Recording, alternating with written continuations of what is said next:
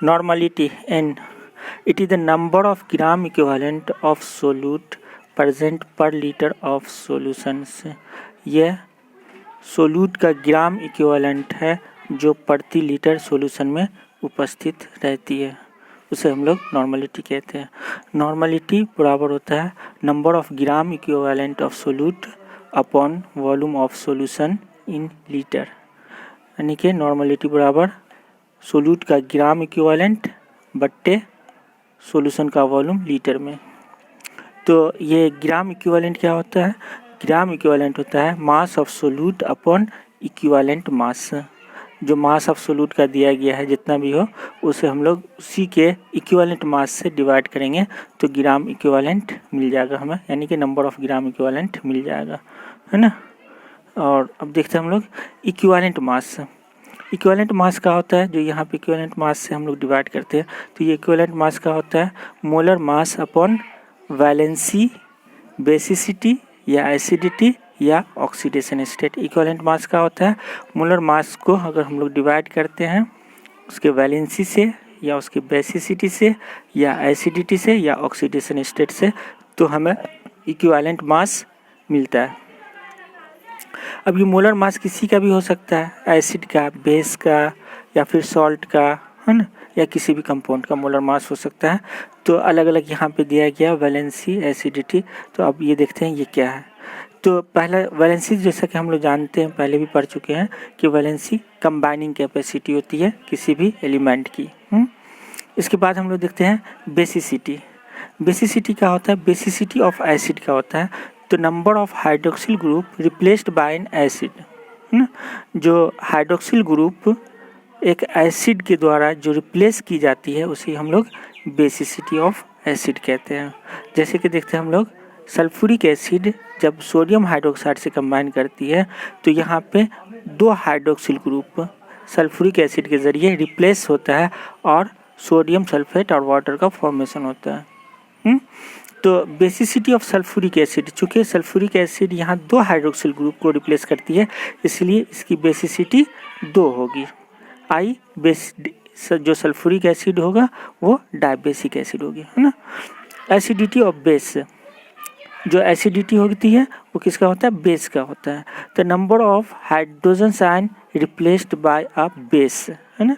तो जो hydrogen ion जो बेस के ज़रिए रिप्लेसमेंट होती है उसे ही हम लोग एसिडिटी ऑफ बेस कहते हैं, है ना। एग्जाम्पल के तौर पर देखते हैं कैल्शियम हाइड्रोक्साइड जब सल्फ्यूरिक एसिड से रिएक्ट करती है तो यहाँ पे 2 हाइड्रोजन आयन कैल्शियम के हाइड्रोक्साइड के ज़रिए रिप्लेसमेंट होता है और कैल्शियम सल्फेट और वाटर का फॉर्मेशन होता है।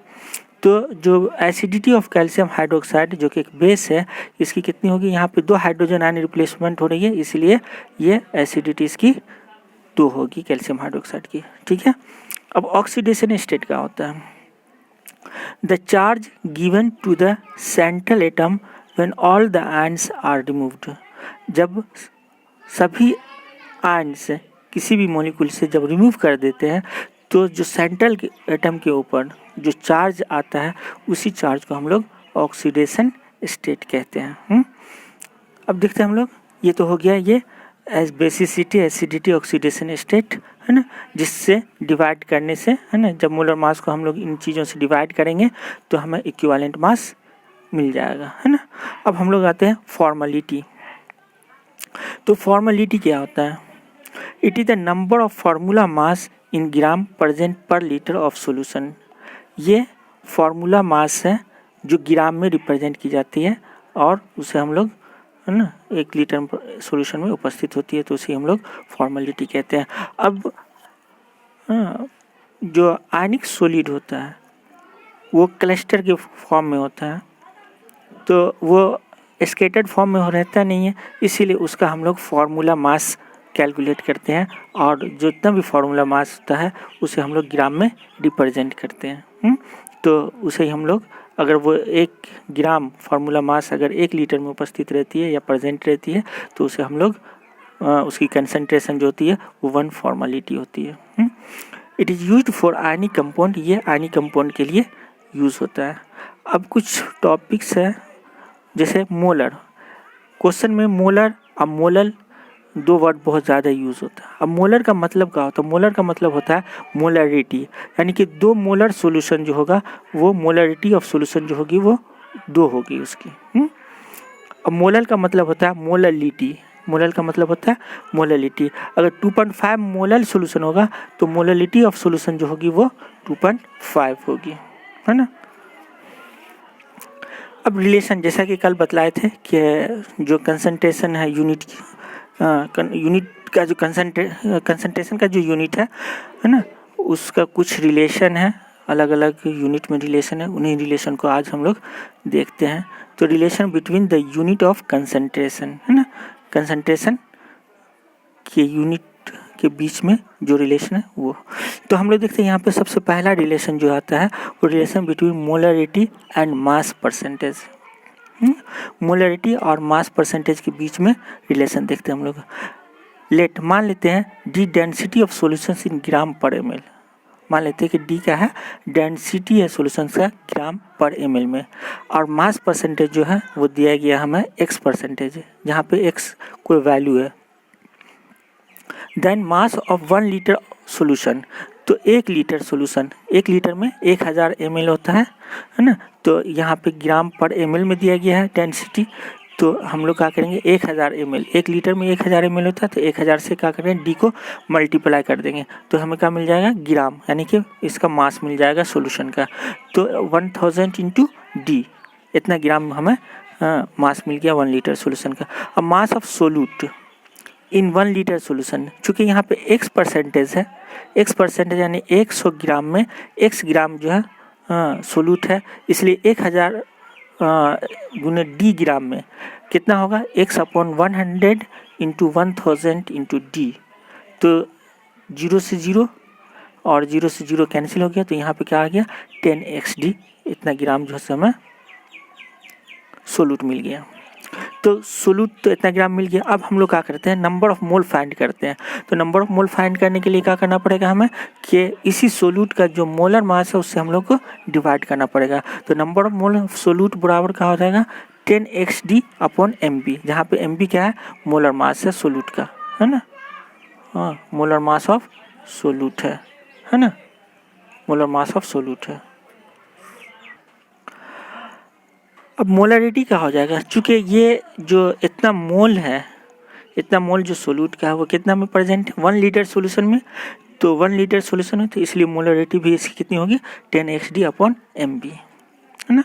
ये मोलरिटी और मास परसेंटेज में ये रिलेशन है। अब relation between mole fractions and molarity, mole fractions और मोलरिटी के बीच में रिलेशन देखते हैं। सबसे पहला देखते हैं xp इक्वल टू चाय बी इक्वल टू NB/NA+NB, जहाँ पे चाय बी का है मोल फ्रैक्शंस ऑफ सोल्यूट है ना, और चाय ए इक्वल टू NA/NA+NB, चाय ए जो मोल फ्रैक्शंस ऑफ सोलवेंट का है, तो NA/NA+NB। NA क्या है यहाँ पे? Number of mole of solvent है, और NB क्या है? Number of mole of solute है। तो अब क्या करते हैं? दोनों का रेशियो फाइंड कर लेते हैं। चाय बी अपॉन चाय इक्वल टू क्या हो जाएगा? NB/NA+NB और NA एंड अपॉन NA/NA+NB। तो NA+NB क्या हो जाएगा? दोनों डिनोमिनेटर है, दोनों डिनोमिनेटर कैंसिल हो जाएगा, बच जाएगा हमें NB/NA। अब NB चूँकि ये नंबर ऑफ मोल है सोल्यूट का, तो NB बराबर का होगा WB/MB, और NA बराबर का होगा WA/MB, जो कि ये प्लट करके ऊपर चला गया MA, है ना। जहाँ पे MA क्या है? मोलर मास ऑफ सोलवेंट है, और MB क्या है? मोलर मास ऑफ सोल्यूट है। WB क्या है? Molar mass of mass of solute है, और WA मास ऑफ सोलवेंट है। अब चाय बी बराबर का हो गया चाय बी अपॉन चाय इक्वल टू WB/MA/WA/MB। अब MA को क्या करते हैं? इधर लाते हैं, तो ये न्यूमरेटर में MA यहाँ पे, तो इधर आकर के क्या होगा? दूसरी तरफ आएगा, तो ये डिनोमिनेटर में चला जाएगा। तो यहाँ पे ये डिनोमिनेटर में आ गया। अब हम लोग क्या करते हैं? 100 से 1000 से मल्टीप्लाई कर देते हैं बोथ साइड, है ना। तो chi B into 1000 upon chi into MA, and equal to हो जाएगा WB into 1000 upon MA WA into MB, ये क्या हो गया, ये मोलरिटी हो गया है ना। तो मोलरिटी बराबर ये रिलेशन हो गया। तो मोलरिटी बराबर क्या हो गया यहाँ पे, chi B into 1000 upon chi A MB MA, या chi A into 1000 upon 1 minus XB whole into MA, जहाँ पे 1 माइनस XB का, क्योंकि हम लोग जानते हैं मोल फ्रैक्शंस का जो सम होता है वो 1 के बराबर होता है, इसलिए चाय A प्लस चाय B बराबर 1 होगा। तो चाय A इक्वल टू क्या हो जाएगा, 1 माइनस XB हो जाएगा। अब देखते हैं हम लोग relation between molarity and molarity. तो मोलरिटी एंड मोलरिटी में जो रिलेशन दिया गया है वो क्या है, 1/m स्मॉल m है, 1/m equal to rho upon m capital M है ना, माइनस MB अपॉन 1000, जहाँ पे m का है मोलरिटी है, m का है मोलरिटी है, small m molarity, capital M molarity, rho density of solutions and MB molar mass of solute है। ये दिया गया है, ये रिलेशन है मोलरिटी एंड मोलरिटी के बीच में। अब देखते हैं relation between mole fractions and molarity, mole fractions and molarity के बीच में रिलेशन। तो इसके लिए जो रिलेशन दिया गया है वो मोलरिटी बराबर होता है chi B into 1000 into D upon चाय MA प्लस चाय B MB, जहाँ पे chi B mole fraction of solute का है, चाय मोल फ्रैक्शन ऑफ सोलवेंट है, D डेंसिटी ऑफ सॉल्यूशन है, MA molar mass of solvent, MB molar mass of solute है, जो कि यहाँ पे दिया गया है। Chi B mole fraction of solute, chi mole fraction of solvent, MA and MB molar mass of solute and solvent respectively, D density of solution.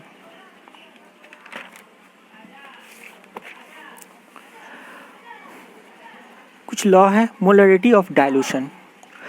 Molarity of dilution, अगर dilution करते हैं, डाइल्यूशन का मतलब होता है कि उसमें सॉल्वेंट मिलाना, उसमें सॉल्वेंट मिलाना, डाइल्यूशन का मतलब होता है उसमें सॉल्वेंट मिलाना। तो हम लोग क्या करते हैं, सॉल्वेंट मिलाते हैं किसी भी सॉल्यूशन में, तो कंसंट्रेशन उसकी क्या होती है, डिक्रीज करती है। तो सपोज दैट यहाँ पे M1 कंसंट्रेशन है मोलरिटी में, जो कि डाइल्यूशन से पहले है, और V1 इसका वॉल्यूम है ना, और यहाँ पे M2 का कंसंट्रेशन है डाइल्यूशन के बाद, और V2 डाइल्यूशन के बाद इसकी वॉल्यूम होगी। तो जो वॉल्यूम और कंसंट्रेशन का प्रोडक्ट है डाइल्यूशन से पहले, वो किसके बराबर होगा, वॉल्यूम और कंसंट्रेशन का प्रोडक्ट है जो डाइल्यूशन के बाद है ना। इन दोनों में जो रिलेशन है वो इक्वल का रिलेशन है ना। अब देखते हैं हम लोग molarity of mixing. Molarity of mixing क्या होता है, let there are 2 sample of solutions having same solute and solvent. चलो मान लेते हैं कि 2 सॉल्यूशन है जिसमें सोल्यूट और सॉल्वेंट दोनों एक ही जैसा है, लेकिन दोनों की कंसंट्रेशन अलग अलग है ना।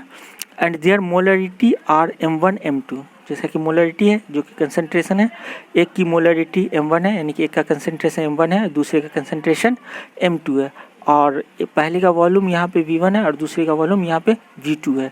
Then final molarity M is given by, तो फाइनल मोलरिटी का हो जाएगा यहाँ पे M V1 प्लस V2, जो कि ये दोनों सोल्यूशन के वॉल्यूम का सम है, V1 plus V2, M into V1 plus V2 whole में है ये, बराबर M1 V1 plus M2 V2 है ना।